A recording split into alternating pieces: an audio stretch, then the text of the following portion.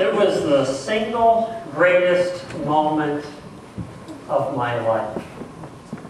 It was something that I had anticipated for a long time. I had heard stories about it. I knew it would be one of those experiences that would just stick with me for the rest of my life. I had talked with other people about this moment. There were times that it literally brought tears to my eyes. I had vicariously experienced it through family and friends, but nothing had prepared me for that moment. For so long, I had anxiously awaited this moment, and now it was here. What other people had talked about, and I had only longed for. What others had seen, and I could only imagine what it would be like to experience it. What others had held in their hands, but until this moment I had been unable to hold. What was it that created that inexpressible joy for others, but had yet to give rise to the song in my own life?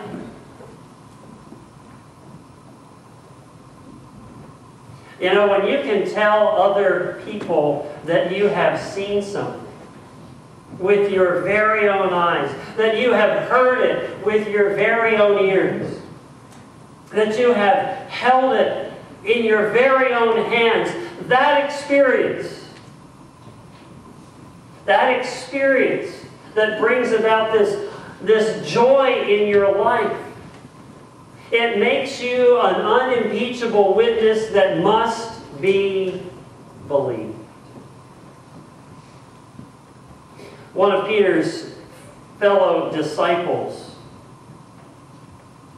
expressed something of the same kind of words when he wrote what it was to be a witness to Jesus. From the very first day we were there, taking it all in, we heard it with our own ears, saw it with our own eyes, verified it with our own hands. The Word of life appeared right before our eyes. We saw it happen. And now we're telling you in the most sober prose that what we witnessed was incredibly this: the infinite life of God Himself took shape before us. We saw it, we heard it, and now we're telling you so that you can experience it along with us. This experience of communion with the Father and His Son, Jesus Christ. Our motive for writing is simply this: we want you to enjoy this too. And your joy will double our joy. What was it that made Peter confident enough to stand up for Jesus? It was the fact that Peter had seen with his very own eyes the miracles that God had done. It was the fact that Peter had been able to hear Jesus teaching. It was the fact that Peter had been able to touch the hand of the one who had created the world. That kind of familiarity that Jesus had with Peter made Peter confident enough to stand up for Jesus. Peter had an experience that we can only long for.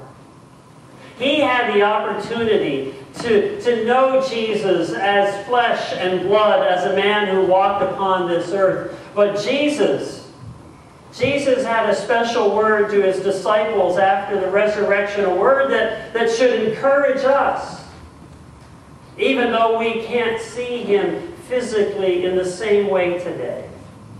In John chapter 20, verse 29, Jesus said to His disciples, after He revealed Himself to that doubting Thomas, He said, "Because you have seen me, you have believed.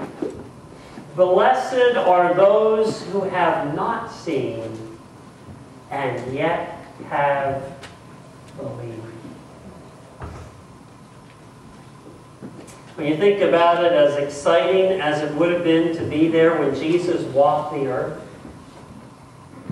the truth is we are more blessed because we have not seen Him physically, and yet we believe in Him. And if you think about it, for 2,000 years, people have been putting their faith and their trust in Jesus. Not because they were able to touch Him, not because they were able to visually see Him. But as Paul says in Romans 10:17, but because they heard the message that comes through the proclamation of Jesus Christ.